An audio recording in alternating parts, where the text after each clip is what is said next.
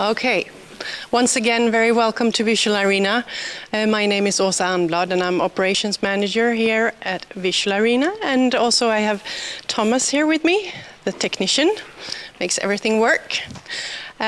So today, welcome to Gothenburg Virtual Reality Meetup.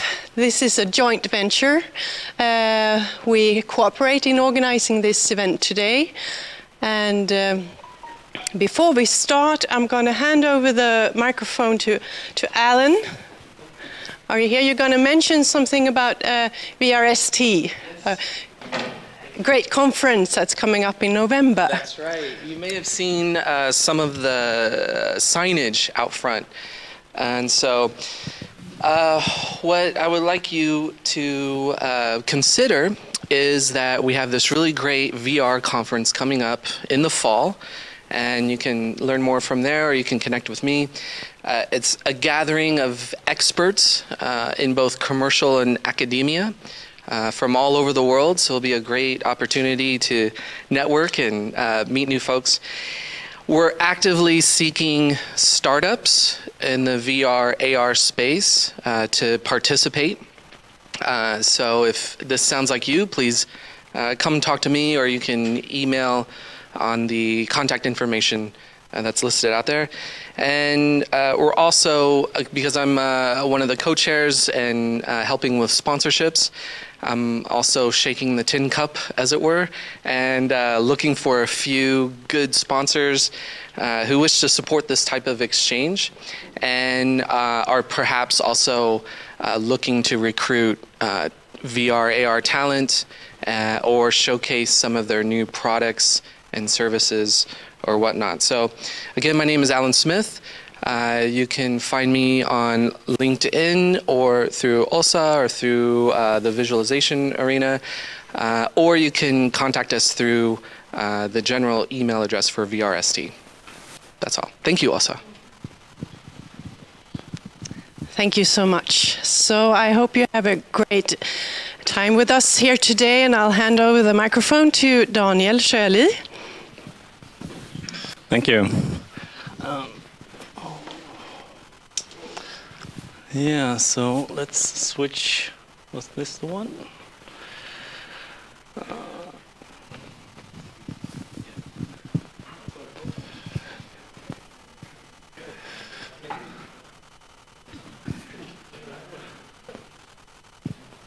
Yeah, okay. So my name is Daniel Sjöli, and just who am I? I'm at Interaction Design. I work here in Kuggen at the University of Gothenburg and Chalmers.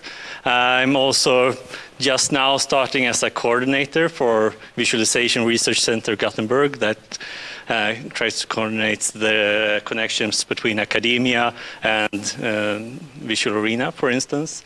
And I'm also one of the general chairs for the VRST conference that Alan just talked about.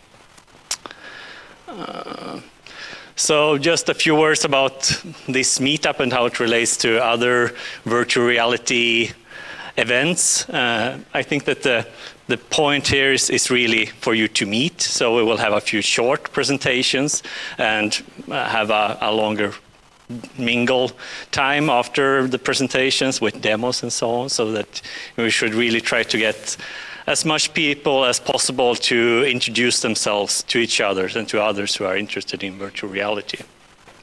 I also want to be a really open place to meet others who are interested and to build this community with VR enthusiasts in the region, essentially. So the current team working with these meetups it's me and Almira Tunström in the back there, and Johannes Leander also in the back. We have been doing most of the work for arranging this meetup. Then Michael has been essential in getting this meetup started, and Victor Petersson has also been part of this during the process. And great thanks to Visual Arena. We have collaborated with them a few times now, so they are an excellent resource to have here. So I will just try to very quickly give you a sense of what's happening with connection to virtual reality in education at Chalmers and the University of Gothenburg. So these are some courses where I primarily introduce virtual reality, and mostly we have the interaction design program project course where the different groups of interaction designers can implement prototypes for solving different types of problems. And there we have had virtual and mixed reality as a possible theme for those groups at least 2 years now. So we have had over the years maybe 5 or 6 different projects within virtual or augmented or mixed reality that has been done in that course. The prototyping course is a course that everyone at Interaction Design takes, for instance. And it's the first time this autumn that we had a full day workshop with virtual reality for everyone, where they got to try the Vive and the Oculus and doing their own scenes in Unreal Engine and actually looking at them directly and so on. So from this year, all of the students at Interaction Design have some experience from the start with virtual reality. I also introduce it a little bit in information visualization, which I'm course responsible for, and also Kognitiva Perspektiv on Människa Teknik Interaktion, which is a bachelor level course at the cognition program, where I talk more about the sense of presence and those more cognitive aspects. Some new courses that will be coming is we will have a games technology master that is under development, and then we will have another project course that will focus more on game technology. It's a natural place for having more advanced projects in virtual reality. Also, this technology-driven experimental gameplay we have talked about having as one of several themes, how they could use virtual reality, for instance, to develop novel gameplay. Another course that is in the planning stage is to develop a completely new course on mixed reality for the bachelor level. So this is just a quick view. I won't go into this now because I will want most of the time to be for our other presenters. But this is a game technology master that is under development. And for instance, you have the technologically driven experimental gameplay as one, and the game technology project that will be core parts of that new master being developed.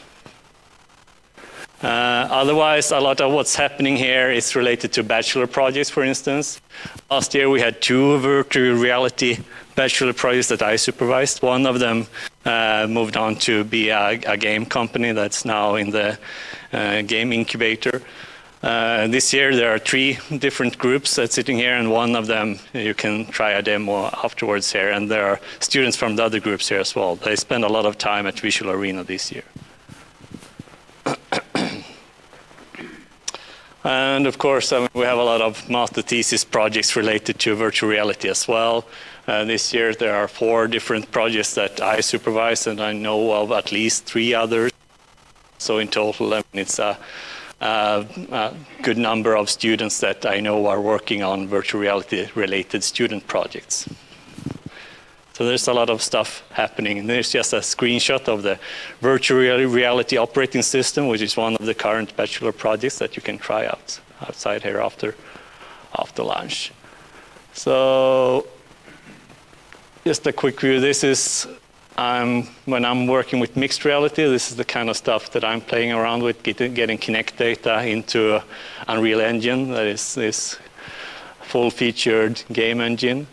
And another example is how the computer graphics group at Chalmers is working with what they call free viewpoint video.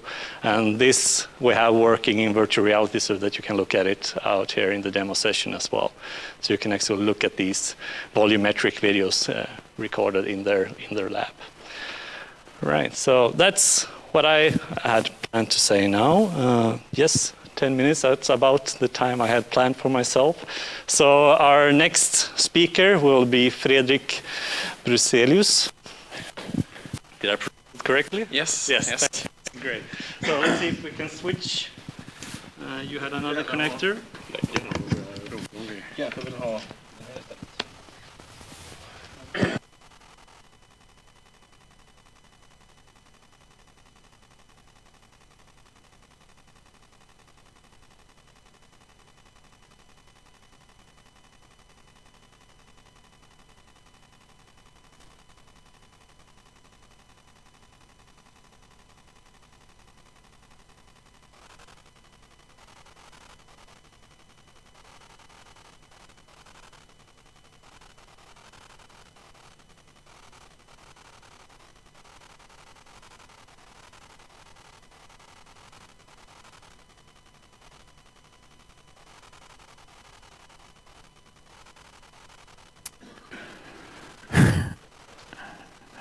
Perhaps I can start introducing myself while my computer boots up.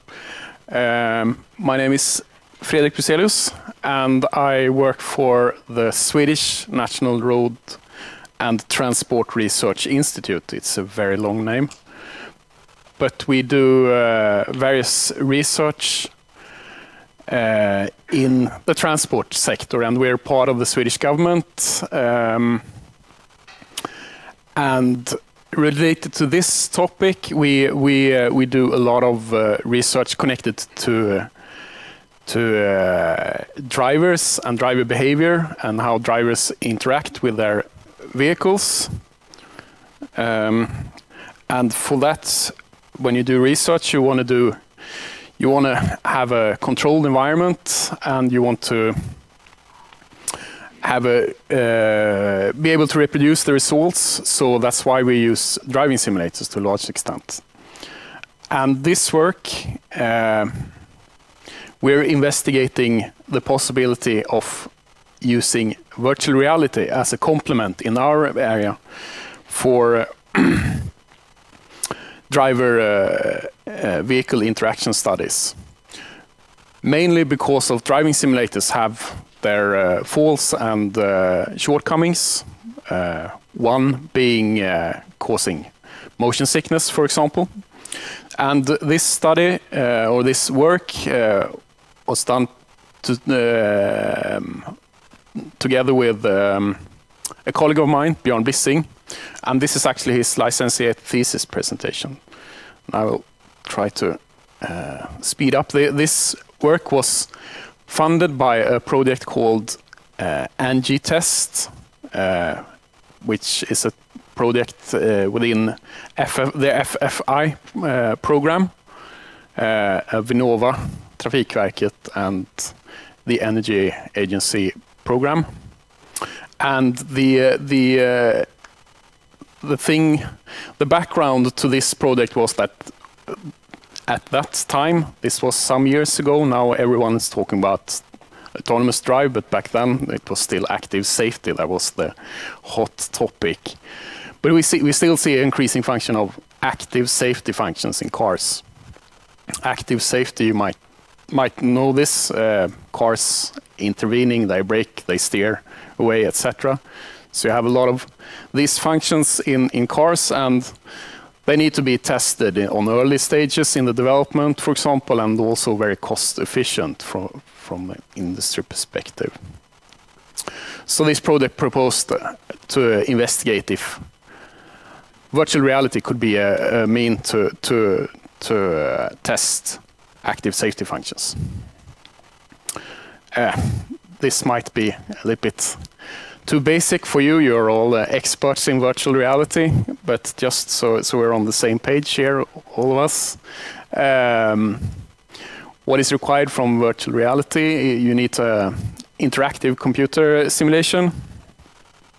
You need some sort of display system, and we need to orient this to the viewer, so to the user, so he or she experience it oriented to the real world.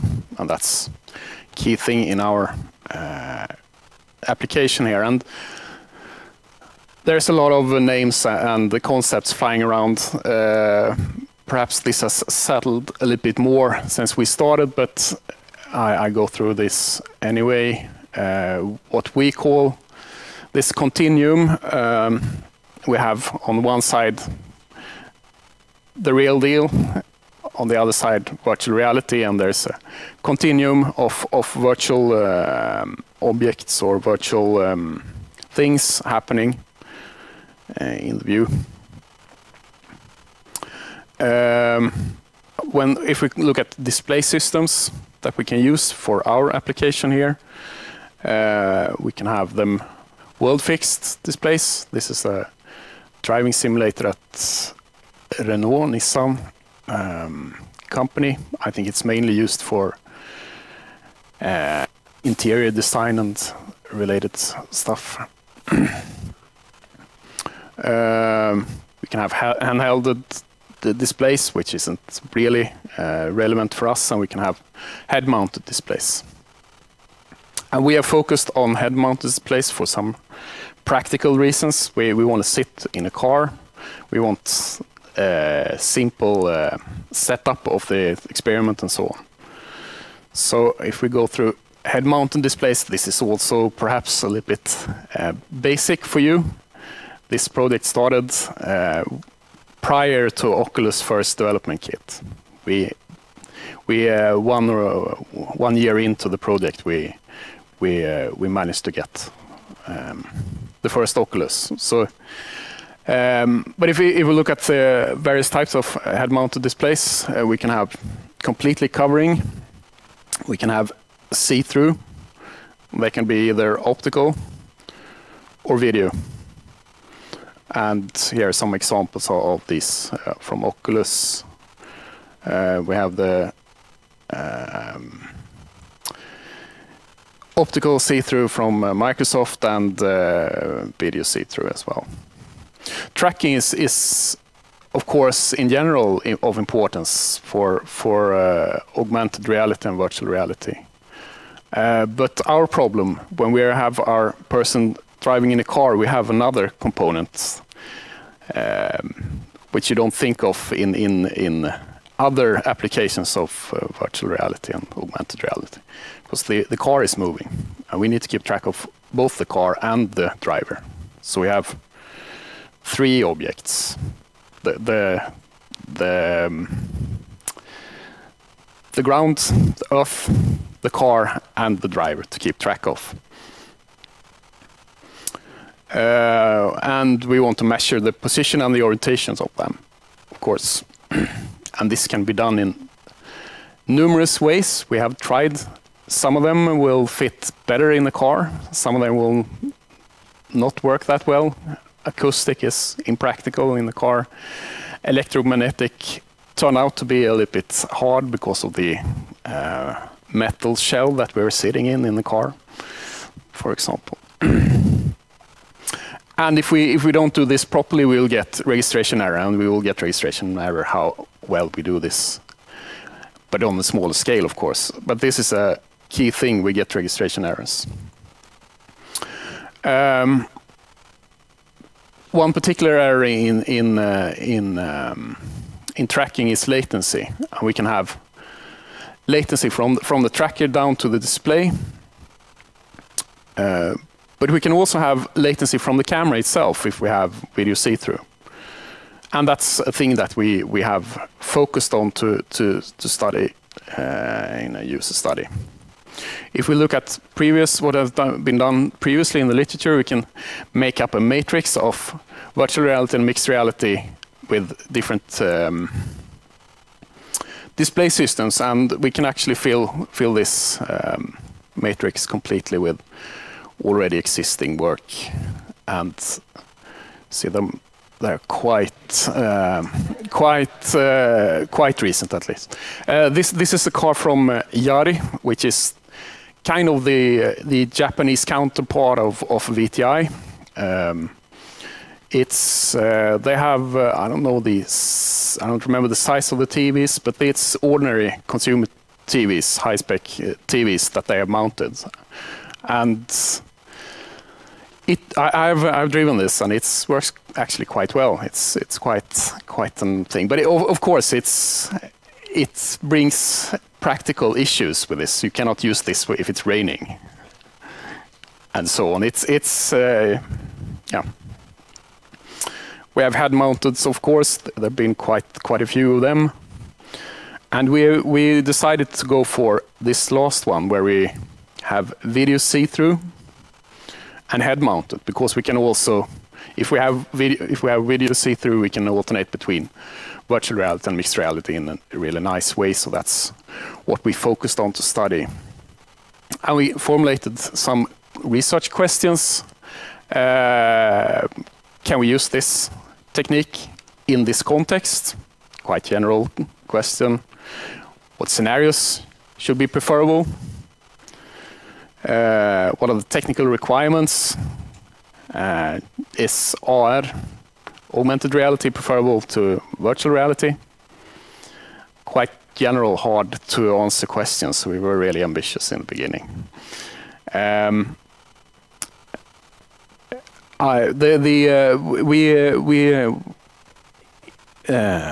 if you want to study human machine interaction, the natural way to do that is to do user studies, where you invite test subjects and you do statistics, and we did that. But in order to be able to do that, we need some kind of hardware. So that's what we started with. And remember, this project started prior to the first Oculus Development Kit 1. So we were one of the first to obtain one, and we were really pleased with that. So we were able to design a gear for our drivers, and we played around with the cameras and placed them so they're optically located quite close to the eye of the person wearing that. When we obtained got our hands on the development kit 2, we mounted the cameras in close to in that plane where the eyes are, but we hired it, and we compared also if that had effect, and it's not that bad actually. We created an image generator. This is yes. You expected to have little effects? Was that why you did it? We realized that the in this plane you're far more sensitive in the yaw plane, this motion. So if your camera is located on a distance, your perspectives and all your rotations will be incorrect. So it's more sensitive in that direction. But when you wear this, you feel taller. That's the effect, basically. So we tried different things, but this was the most practical also because we used the tracking of the built-in tracking in the development kit too. Of course, we needed the image generator. That's perhaps not so interesting. And we created a latency measurement device, which consists. This is perhaps a little bit technical. It's a light sensitive sensor and connected to a data acquisition card in the computer, and also connected to a diode, to a lamp, so we can measure from camera to display really accurate. This diode has a bandwidth of order of microseconds. Our data capturing card is 1 kilohertz, so we are quite accurate with our latency measurements. And to conclude that part of the work, we built something that worked. We integrated it with a high-end GPS on the car, and we could measure accurately the latency. So then I'll try to speed up a little bit. We want to test the effect of latency to the drivers. So if the driver's visual impression is delayed, what will be the influence on his driving style? So we had 24 persons driving a slalom course like this, slow speed. You see the distances there, with rubber cones, with this first generation helmet. 3 levels of latencies: 120 milliseconds, 200 milliseconds, and 300 milliseconds roughly, which is quite a lot. But we want to measure something, so we aim high also. I suspect we measured the time it took them, how they worked with the accelerator pedal, how wide they steered, how much they changed the direction of the steering wheel. just to quantify their driving behavior. And of course, we used self-assessment, difficulty and performance of their. And one person awarded. Remember, 300 milliseconds is quite a lot of time, but only one. So we had really eager participants. They all finished without ruin the rubber cones or anything. We can obviously see an effect of this helmet on their driving on our measures. So there were no surprise there. Perhaps a little bit more surprising is that we don't see any difference in how they use their brake and acceleration pedals. But the steering, they overcompensate. They do a wider course if they have latency. The next study, fairly similar setup, same slalom track, but with 3 levels or 3 modes of virtuality instead of latency. So we have video see-through. This is the actual. This is the backyard of our headquarters in Linköping, by the way, where we did the test. Video see-through with real cones. Video see-through with virtual cones, and completely virtual. And it should be pointed out also that the field of view was slightly different.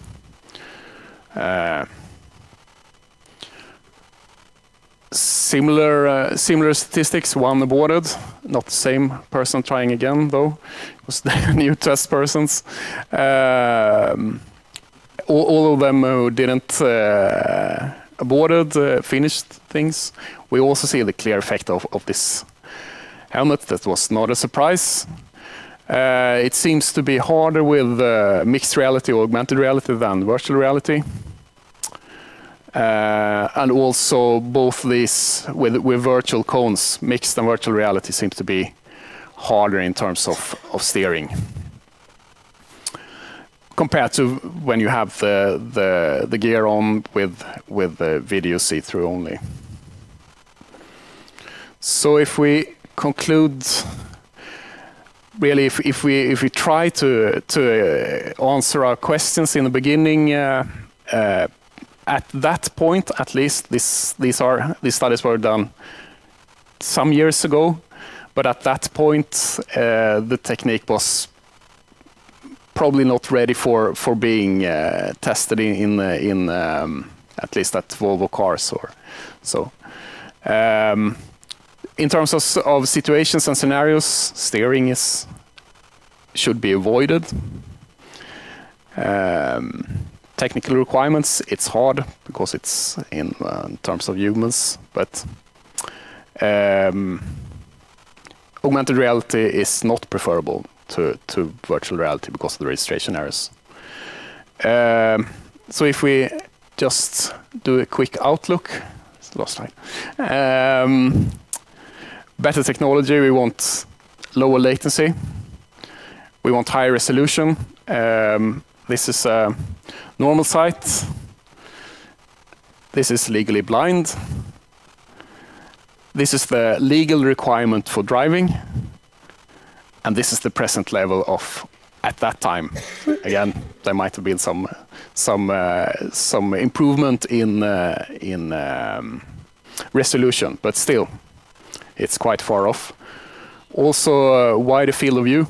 Field of view is quite sensitive when you drive. If you have a limited field of view, you will be limited in your driving. This is the current field of view that we had. This is the legal requirement, and this is the normal field of view from a person. That's it.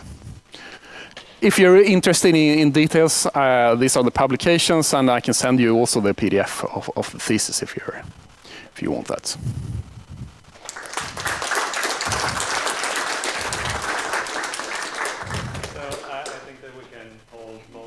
questions to the mingle afterwards, but maybe we can take one or two while we switch to the next speaker.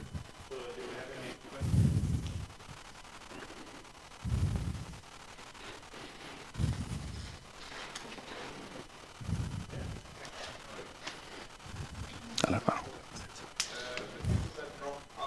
Ja, just det.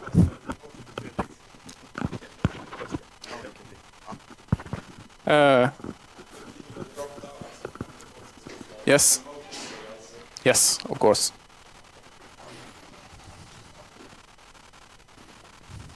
So then maybe I can ask, how was the variance in motion sickness and simulator sickness in general in the total population? So if one dropped out because of motion, Oh, you mean a the... lot of people had a little bit or almost dropped out? Or? We didn't focus on motion sickness, but if we would have done that, we would have to drive for a longer period. This was really short track, so they rested in between all the test runs. Each person drove 16 times this test track, but they took the things off, which makes you rest and increase your tolerance, I guess. So, but for the latency, almost all complained that they felt beginning of motion sickness for each completed test run. Well, thank you.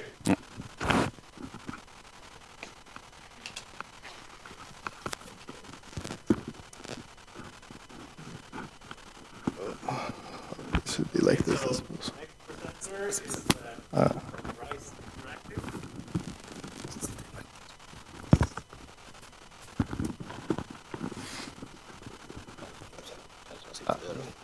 Okay. Yeah, so to be honest, I don't know exactly what time we're dealing with here, but we're talking about 20 minutes. Is that what we have, or less? 50 minutes? 50 minutes. Okay, yeah. So we were asked to come here and present ourselves because I guess we have sort of a we are very active in this area. We're present across Sweden, and we do a lot of things in all sorts of different areas, including VR and AR. So we thought it would be a proper thing to just come here and talk about ourselves, basically. So what we're going to do is just present a bunch of projects, a little bit about ourselves, but a bunch of projects, what we do in different areas, just to give you an idea of who we are at Rise Interactive. So I am Erik Einebrandt. And I'm Jacob Michelson. And we're we're both researchers in the Gothenburg sort of studio of Rise Interactive, which is part of the entire body of Rise Research Institutes of Sweden. It's quite new, actually, or newly formed. So previously we were Swedish ICT Interactive, and before that we were Interactive Institute. So it's changed to Swedish ICT Interactive Institute and then to Rise Interactive. So now we're together with, for instance, SP, Acreo, and other research institutes that are independent that you might know about. So like the onion, we have several layers. And our department is here within the Rise ICT. Where we do a lot of different things. And I'd say in our studio, we focus a lot on maybe, so I say, user interactions and human-centered design. And visualization too, I'd say. Indeed. So we're all across Sweden with different studios and departments. We're here now, and if we want to go in even more, like looking even more into it, we also get a bit of funding, of course. I mean, we're an independent research institute, so we get a little bit from the government. Most of our money comes from industry, actually, with different collaborations there. We get the second most biggest part from sort of in competition with other universities and research bodies, such as Vinnova and Energimyndigheten and such. And then we have a little bit of funding from the government as well. But for instance, in our work here at Lindholmen, where we have this nice workshop just above Nemo's Pizzeria, so you're very welcome to come and visit us. We mostly get our funding from projects that we do, basically.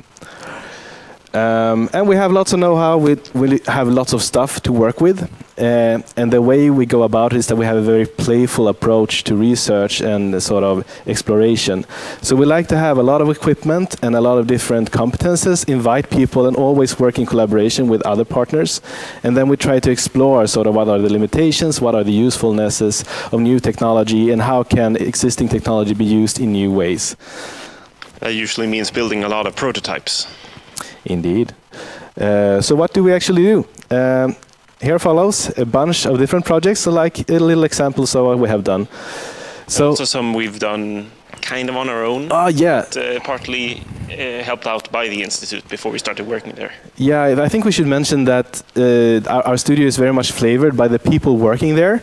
So some of these projects are less sort of the big projects that we get our funding from, and more sort of interesting projects that we've been working on as individuals, or maybe in together with a little bit of, you know, that little budget you have over from wherever to explore things and do new stuff. We should mention that the Interactive Institute, or RISE Interactive as it is known now, started the interaction design program at Chalmers once upon a time. Yeah, back in 2001. So that was one of the projects, you know, they did. And now there are other things. This is a thing I've been working on, for instance, with the sort of when the early smartphones came out, the first Android versions, and there were these open augmented reality toolkits to work with. I like began just in the beginning to just throw that together with the existing NFC solutions, that is like near field communication when you blip things with cards and such. And I wanted to explore maybe what was the possibilities of that, combining see-through augmented reality with those early Android phones and the open virtual or augmented reality toolkits, because, you know, there was the first time that you could really get an open solution for both of these things and mash them together. So I mean, this was not a big sort of exploration or anything, but it's, you know, we try things, we see where it leads, if there is some commercial value to it, or we just save it as know-how for later projects. And similarly, back when I did my bachelor thesis first, or rather project course at Interactive, at the program, as Daniel mentioned, the project course there, I wanted to explore shared augmented reality. So I tried using a Pico projector and what was then kind of state-of-the-art consumer tracking solution, the PlayStation Move, in order to create a sort of shared virtual gallery space, which this was a prototype of. So it's a projection mapping from a handheld projector. So I'm tracking very precisely where the projector is and compensating for the angle and its position. So it's supposed to get the feeling that this could be an art gallery where people walk around and project out different things depending on which projector they picked up when they came in. So it was kind of exploring a shared augmented reality experience. Yeah, and then you continue with this to actually make a game of it, right? Yeah, so that was my master thesis. I explored immersion using this, and I made a horror game which was played in a dark room with surround sound, and kind of like playing off the flashlight metaphor that you were exploring the game world with just a flashlight. That was fun. One person tried to flee and jump over the fence I had set up. And we've been working with sports, of course. So, I mean, we used this sort of open solution from a project from MIT, where they did a sort of a C++ combined with Arduino and other open solutions to do sound-based tracking of a ping pong table, and then a projection, sort of projected screen on top of that. So we continue with that, took the sort of base technology, tweaked it a bit, and then we worked with a sort of elite sports center in Barcelona to see whether they could have use for it in their training. And that's, you know, a little bit of an example how we can go about things. We take something that is out there, but then we explore how can it be used actually with real partners. We also do things that sort of stretch and go maybe a little bit outside the traditional augmented reality and virtual reality. In this case, is one of our colleagues who is very much into digital music and synths, and he is sort of trying out this virtual synth using motion tracked or like orientation. What's it called now again? It's like Immersive measurement units, IMUs. Yeah, IMUs in little pods that are connected to each other to create dynamically a skeleton representing his motion, and then in the virtual sort of world, that is a synth that he's touching with different gestures. Pretty cool stuff. I didn't have a video actually. VR headsets and smartphones have really driven down the cost of these components. So we usually buy a lot of stuff from the large suppliers and then read the documentation and hack them together with 3D printed cases and stuff. In this case too. Yeah, and stretching it even more, like in this case, we're instead reading brainwaves of people, and we use that in a sort of storytelling setup where we had this custom version of Hansel and Gretel, which was a multi-dimensional sort of story where the storyteller would look at the colors, like the mood colors of the different hats here, see whether they were more passive, meditating, or neutral in their brainwaves at the moment, and they would take different paths in the story depending on what the sort of the general color was. So we then iterated on it and also made a campfire in the middle that sort of put together all of the results, so you would be looking also at sort of the summed up result of what everyone's mind state was.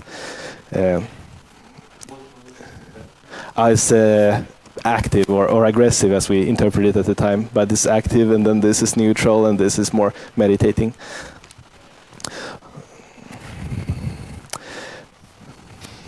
And we do a lot of work with external partners, as has been mentioned. This we did together with, amongst others, Vitlycke Museum and Västarvet. And this was to visualize a World Heritage area, which is otherwise invisible to the naked eye. There's lots of rock carvings in this area, in Tanumshede. So we made an outdoor virtual reality installation, which can also be made to augmented reality. And what we did here was basically, it's a glorified Google Cardboard, which we made 3D printed parts. We had a workshop create the outer shell of it. And we worked with various ways of raising interest in this area using just language-free visual communication. And we also work together with individuals, such as artist Marika Hedemyr. And we did this work. She is a choreographer and performance artist. So we made a branching narrative, which you as the user of it, the viewer, is part of the actual performance. You walk around in public places and follow different paths. So this was made using AR toolkit, an open augmented reality toolkit. I believe it was what Eric used in his old project as well. And we combined Bluetooth beacons, augmented reality, to show video and audio files as you walked around in different places. Which also brings us to some lessons we learned there. This is a bit more techie, but we really want to create a web VR framework. I'm not sure if you heard of web VR. It's a standard for virtual reality and augmented reality in web browsers, and integrating those web browsers with the various headsets that are out there. So for the next version of that work next to you, and for something we're building with Mölndals Stadsmuseum, I want to create a location-aware web VR framework, which is declarative, meaning that when we work together with these artists, they want to iterate, they want to change stuff. If you're sitting in a Unity project and need to change in 10 different places to rearrange how the story is being told, that's not very iterative and not very agile. So we want to have something that just reads a recipe and sets up the story in VR, and you just hit refresh in the web browser and you can try it out again. So GoPro has such a framework that we will contribute to, and we're building some cool stuff with it right now. Yeah, we've also been exploring a little bit together with different parties. Like sometimes it's just someone has an idea and they know something about a technology, and they ask us, can we try this out? Can we work with it? So in this case, we looked into, with a game studio, we looked into the possibilities of holograms with this mirrored sort of image. We build a prism and then you put it on top of a screen. Then you have an image down here that is then reflected, and it becomes sort of a hologram if you look at it at different angles. Literally a 5-minute hack built in the studio just to try it out.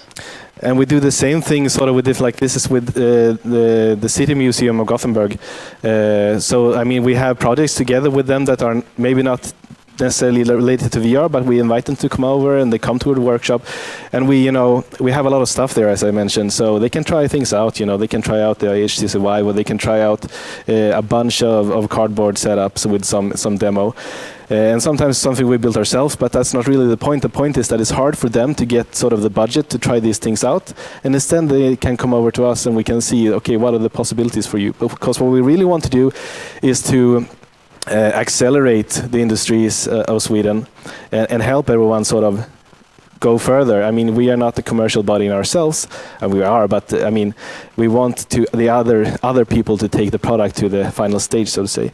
And then we were specifically asked before this meetup to talk a little about the storybook project, which is not something that we do in our studio. So we have this sort of organization where we have studios and we have studio managers. Here in Gothenburg, we have a Gothenburg studio. This is a project within the Norrköping studio instead. So as I read up a little bit about it to be able to talk about it, so it's a student project or a trainee program where they have students actually from Linköpings Universitet who have been working with this idea of a game in which you walk around in a house and you read the story through books that you find in the house. So they are focusing a lot on the interaction with virtual books. And they believe that a lot of the interaction done in VR right now is about doing stuff physically, like throwing things and so on. But they want to focus instead on storytelling, so they found this thing. And they are also looking, for collaborators and so on. So Elinor asked me to give you the possibility to look into their project and see what it's all about and maybe take it to a new step. I think it's really interesting, personally. So give it a thought. It's called A Writer and His Daughter.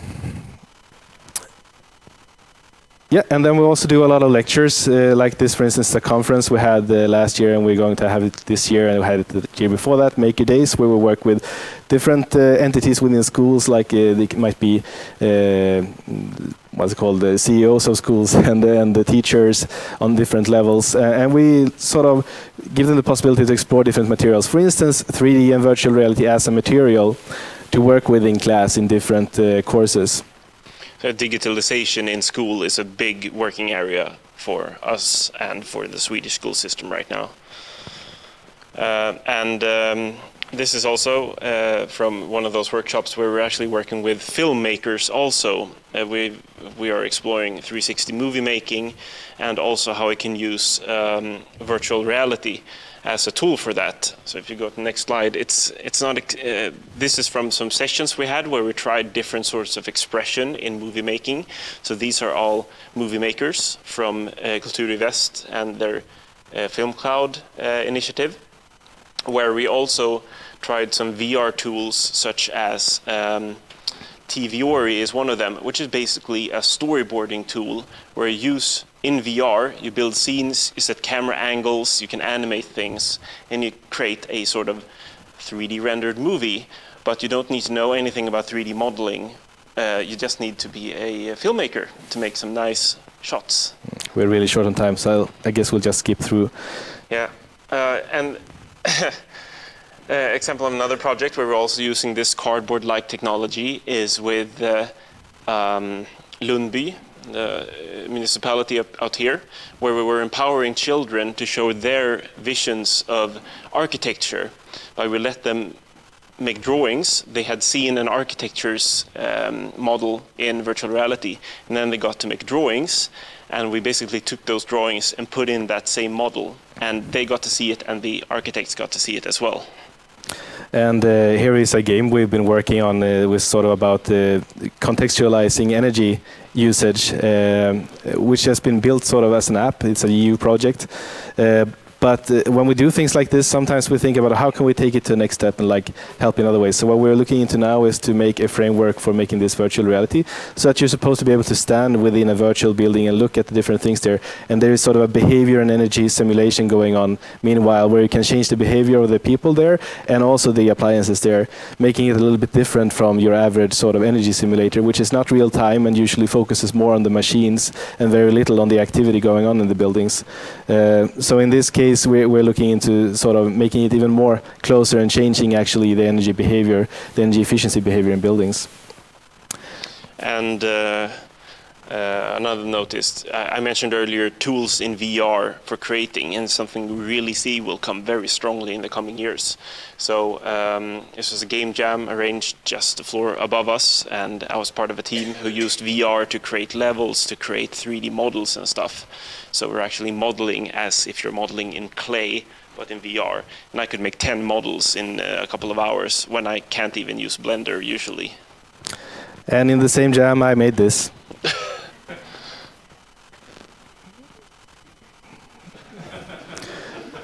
So what you don't see here is that they're racing actual virtual horses.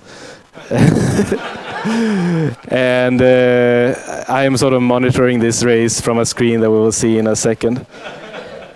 There you can see them jump around here a little bit. So that's stuff that we do. Thanks for listening.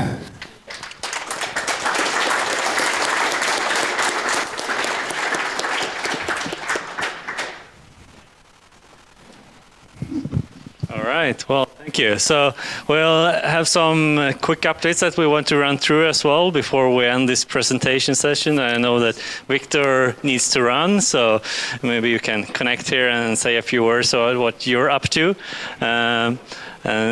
Do we have one question, perhaps, for Rise Interactive?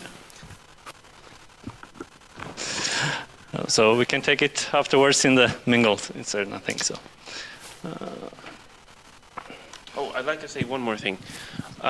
We have a hackathon coming up, speaking of storytelling in new media such as VR and AR, together with Kulturväst and many other partners. We are having a hackathon at Bohus Fästning up in Kungälv, the 22nd to 24th of April. commonshores.org. You can check that out, and registration is closed, it's full, but we will have a demo day, the last day of the hackathon, where if there's room, you can come and see the presentations. So there will be a bunch of artists, game developers, and filmmakers there creating really cool stuff in this new medium.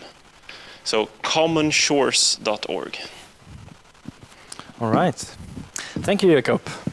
And thank you all for coming today.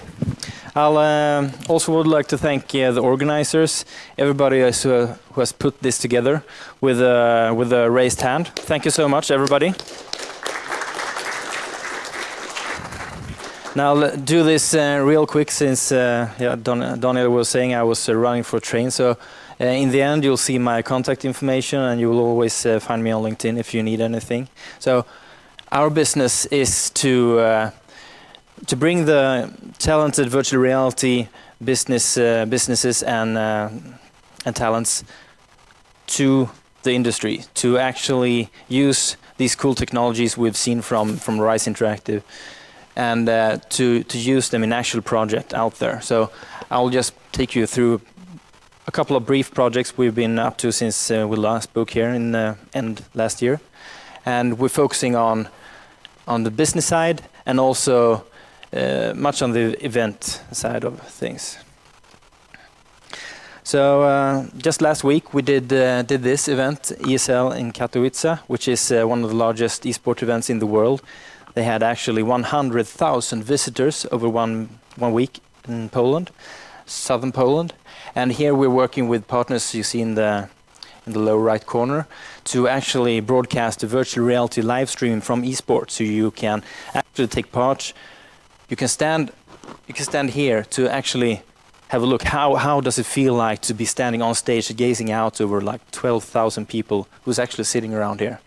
And in the next clip, you'll be inside the actual gameplay, where they at this game they shoot Counter-Strike at each other. So it might not be the nicest experience, but you get the picture. This is quite cool that you actually can do this today. We also have a running project in Dubai. This is Alfred Nobel, as he looks like nowadays. So it was actually the Sheikh of Dubai who's running a foundation in education and learning. And he called the Nobel Museum, hey, you have nice, cool stuff here. Can you arrange a fair of physics in Dubai? And yeah, sure. So they just paid the Nobel Museum and they shipped half of all their stuff down to Dubai and built the actual fair. And this is a project where we work with HTC Vive and Nobel Museum to bring life to space. So you can actually put the headset on and you can experience the grandness of space and how small we actually are. And you have a voiceover over a couple of 360 rendered movies where you can hear about what the Nobel Prize can have contributed to the science. So it's kind of cool, actually. Unfortunately, I have to run, but this will be on Viveport probably in a month or so. And we also do panel discussions, educating industries. What can you actually do with virtual reality today? So this is just one cooperation we did last week as well, where we talk about how industry companies can use this medium, with a couple of nice partners as well. And if you don't know about Boldark, you should probably Google it if you're into VR and augmented reality. They are quite interesting company. And EasyFair is one of the largest fair organizers in Sweden, I think top 3. I will also like to hint you in this direction. If you haven't seen vrsverige.se, this is a newscast. If you want to learn more about virtual reality, they collect lots of information from all over the world in one feed, and they also have a couple of nice podcasts. Of course, I like this one, but there are very interesting podcasts with cool names within the industry, which is and you also get the weekly news. What's happened the last week within the virtual augmented reality 360 arena. And we also have open house here tomorrow. So this is running regularly, but this is in Stockholm. So I'm trying to be a bridge from the Stockholm community to the Gothenburg community, because I see that we have lots of common shores and we can actually build some really cool stuff together. And since I'm also working on the global arena, I would like to put Sweden on the map, because we have so much talent here in the both within the business side, within the students, the research, everything. We really have something to contribute here to the world, and we're trying to lift this. And we also have this is also from the Stockholm side. We have Embassy is actually the first virtual reality hubs in Stockholm, which is both in Tegelbacken, just next to the station in Stockholm, and we have this in Medborgarplatsen, which is right next to DICE, EA Games, Avalanche, Paradox, just like 50 meters away from all of them. So this will become a virtual reality gaming hub, so to speak, where we collect. Yeah, we have one here as well. Was moved in like 2 weeks ago, something like that. Super nice to see. And this is filling up quite. We have 6 floors of co-working spaces if you would like to expand, and they're quite cheap since it's an old contract which is to be tear down sooner or later, but these things always takes time. And we have Sting in the house as well. So this is just super short from what's happening from our perspective. If you want to get in contact, just give me an email, add me on LinkedIn, and I would love to help you connect to the businesses or the people you're interested in. That's what I and we try to do. And thank you so much for having me here, Daniel. Thank you.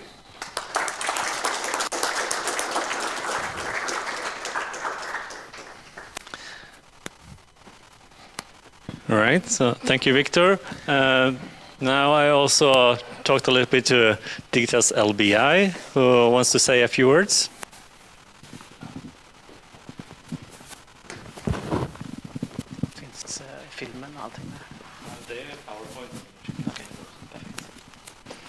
Hello, everybody. My name is Peter Sandqvist, and I run the VR lab at Digitas LBI here in Gothenburg. We have been doing VR production for brands for about 3-4 years. Digitas LBI is a big global digital agency, so we work with brands all over the world, exploring how we can use VR to help them communicate in new and hopefully better ways. We've been working with Volvo in different areas, selling cars, helping improve the health of bus drivers. We've been working with Husqvarna to put them on Steam VR, and we have been working with OnePlus to launch the OnePlus 3, etc. So we work with VR on all different platforms, both for events and for distribution on app stores, etc.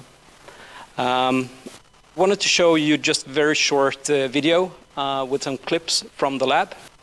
And so I hope the sound works, and let's go ahead. I don't think we have sound there. Okay, that's a bummer. Yeah. Some sound?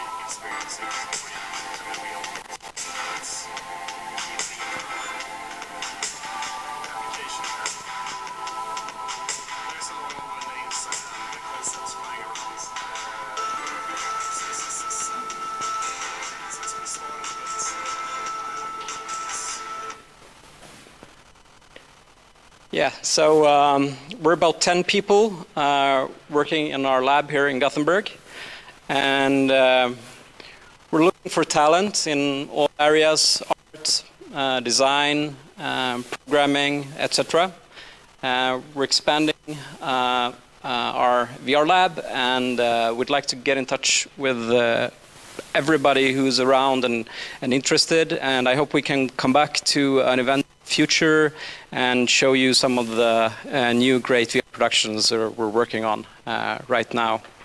I have here me Jas Johansson, who's our expert in web VR, and Martin Kraft, who is our top VR interaction designer. So you can mingle with them as well, and please visit the site and check out our stuff. And there is a contact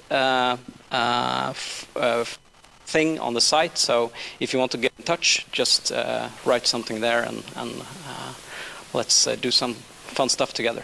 Okay, thanks. Thank you.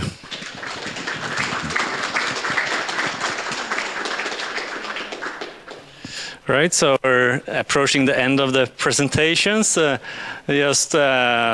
talked to, you saw in Victor's slides, Oliver Edsberger from HiQ swish by, so he's here as well and can wave to you so you know who to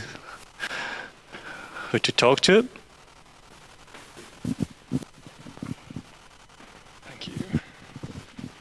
Yeah, pretty awesome that so many people are here.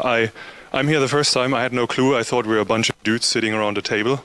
So I have no slides for you today, but I can talk a little bit. 50 minutes, you said? Or? No, just kidding. So my name is Oliver Erzberger. I'm working at HiQ. I had the longest way here, I think. Our office is roughly there, like 10 meters or so from here in Lindholmen 3B. In case you don't know us, HiQ is, well, an IT consultant company. Sounds a bit boring, but we call ourselves Digital Innovation Partner because that's what we do. So we help our customers survive in the new digital age. And there I'm responsible for the business unit AR/VR, which we founded last year. In May it was, so we're younger than a year. The group has grown quickly. We're now roughly 15 people or so. Yeah, it's about right. Hired a few guys this year already. And yeah, why I'm here, same as Peter said, we're looking for talent. Mostly actually 3D artists these days, but if you're a talent program, also talk to me, of course. And well, also we're looking for customers. If you're interested in working with us, then you're very much invited to talk to me. As I said, we're very close, so we can show some stuff there instead of the missing slides I don't have. And yeah, so I think that's the quick one, yeah. Thank you. Right, so just a final reminder about the conference that we will arrange, Chalmers and the University of Gothenburg, in collaboration with Visual Arena, also on that conference this autumn. So if you want to know more about that, talk to me, or Almida Tunström is involved, for instance, who's also helping out arranging this meetup. But now, please stay and try some of the demos that we have set up. So I think that we have in total 6 VR stations here where you can try different stuff. And please try to get to know each other a little bit better. Thank you.